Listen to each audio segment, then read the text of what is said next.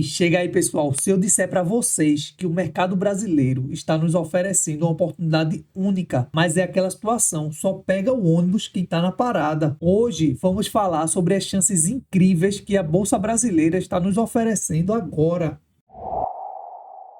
Mas antes de tudo, se você gosta desse tipo de conteúdo, compartilhe esse vídeo com quem está investindo, se inscreve no canal, que aqui nós vamos juntos explorar as melhores estratégias e aproveitar as oportunidades do mercado. Então, o que eu estou percebendo é que enquanto muitos estão olhando apenas outros mercados e negligenciando a Bolsa Brasileira, acabam não enxergando que podemos estar vivendo um momento ímpar na nossa bolsa. Nós vamos ver nessa matéria da Genial que os múltiplos do Ibovespa estão entre os mais baixos dos últimos 10 anos, indicando que muitas ações estão descontadas. Enquanto isso, vemos a Bolsa Americana e o Bitcoin crescendo, mas precisamos lembrar que nem tudo sobe para sempre, assim como o pessimismo no mercado brasileiro também terá seu fim.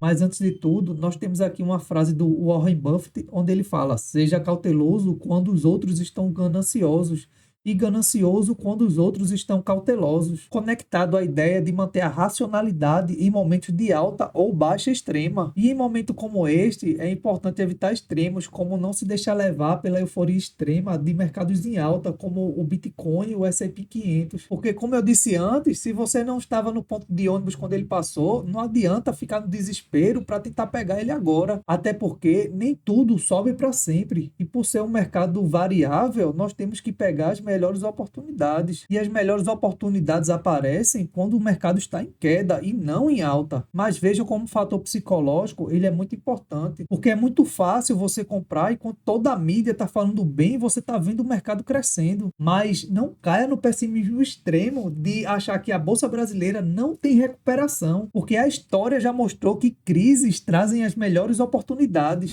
Então a gente pode perceber que investir não é sobre seguir a multidão, mas sobre enxergar valor onde poucos veem.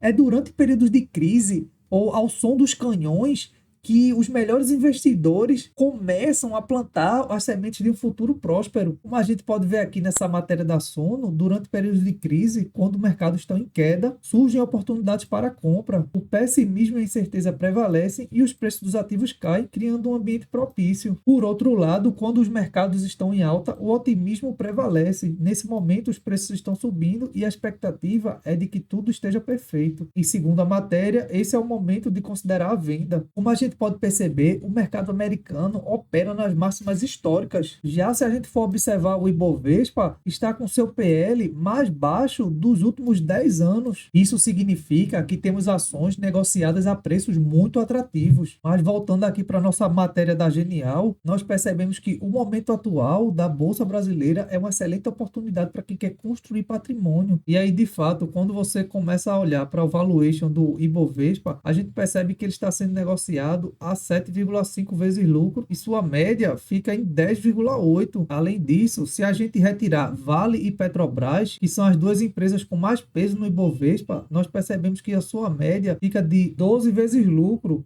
Mas ela hoje está sendo negociada a 9,5 seu PL. E perceba que essa acumulação vem acontecendo desde 2022. E antes disso, a Bolsa só chegou nesses patamares em 2011. E isso acontece com vários segmentos. Empresas ligadas à economia doméstica também estão com seu PL abaixo da média, assim como empresas exportadoras que estão com PL de 6,8, onde sua média histórica é de 9,8. E as small caps estão sendo negociadas a 8,9 vezes lucro, que é um dos menores patamares desde 2015. E as mid e large caps também estão sendo negociadas abaixo. E se você perceber, estão sendo negociadas abaixo desse desvio padrão. E só olhando para isso aqui, não precisa ser nenhum especialista, não precisa ser nenhuma pessoa genial para entender que o mercado brasileiro ele está barato, ele está abaixo das suas médias. E se levarmos em consideração o fenômeno de regressão à média, nós esperamos que no mínimo elas venham ser cotadas a esse patamar de 10 vezes lucro. Além disso, nós percebemos que o Earning Yield permanece acima da sua média histórica. E o Earning Yield é o lucro por ação dividido pelo preço da ação. Esse índice ele representa a relação entre o lucro gerado por uma empresa e o preço atual das suas ações e indica o retorno esperado dos lucros em relação ao preço pago pela ação. E uma das coisas que os níveis elevados de Earning Yield podem nos mostrar é que os investidores estão vendendo as ações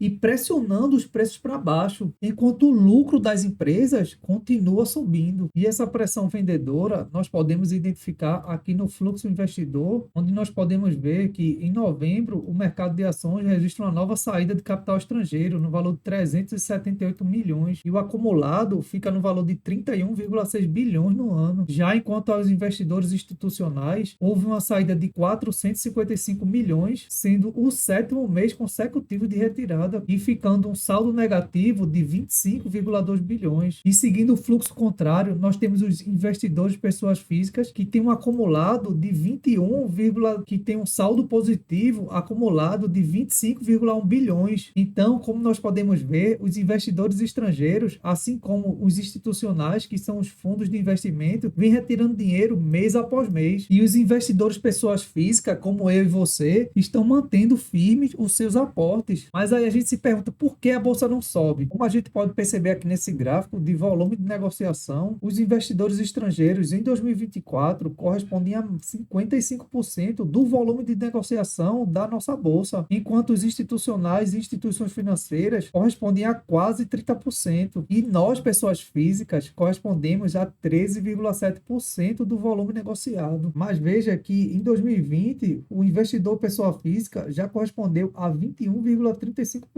E ano após ano vem caindo a sua representação até chegar nesses patamares de hoje. Então nós percebemos que o interesse pela parte de ações vem sendo muito baixo. As pessoas estão com foco nas ações americanas, em Bitcoin. Então as pessoas tendem a migrar para onde os outros estão ganhando dinheiro. Mas a tendência é eles quererem perpetuar esse cenário positivo para sempre. E como eu disse anteriormente, a gente tem que ter cuidado com esse tipo de pensamento.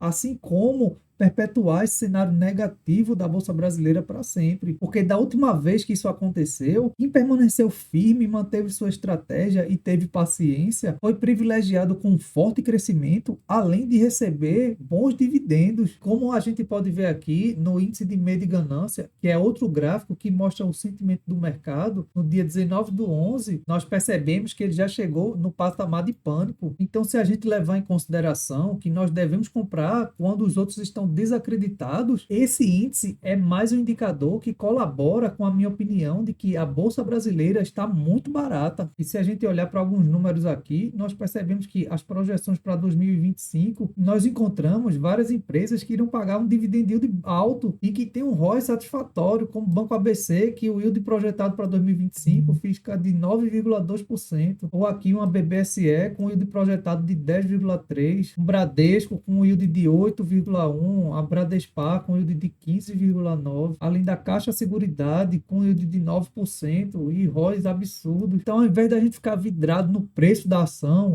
porque está caindo, está tudo no vermelho e minha carteira está no vermelho, está sangrando, a gente tem que começar a interpretar o mercado e olhar da seguinte forma: quanto mais o preço das empresas cai em paralelo aos resultados que melhoram, isso quer dizer que nós estamos pagando cada vez mais barato por uma empresa mais eficiente. Então nós temos que focar no que está no nosso controle, e é fazer as análises das empresas e buscar aquelas que têm os melhores resultados. Além disso, nesses momentos, nós devemos focar em aumentar mais o nosso aporte, porque como aconteceu com o Bitcoin ou com o mercado americano, depois que passa, não adianta querer correr atrás. E se a gente for olhar aqui minha planilha de ações, nós percebemos que temos várias empresas com a margem de segurança absurda. E empresas boas pagadoras de dividendos, como o Banco do Brasil, que o preço teto está em R$ 34,00 e nós temos 37% de margem de segurança, assim como BB Seguridade, Mali Metal Leve, B3, Banco Paine, Vulcabras, BR Partners. Então, para finalizar, nós temos que entender que esse é o momento de agir com estratégia e inteligência não por impulso. Estamos na parada esperando o ônibus do nosso mercado passar. E você está se preparando para pegar essa oportunidade? Comenta aqui o que você acha do momento atual da Bolsa Brasileira e quais as ações estão no seu radar. E se gostou do vídeo, deixa seu like e vamos embora fazer o dinheiro trabalhar por nós.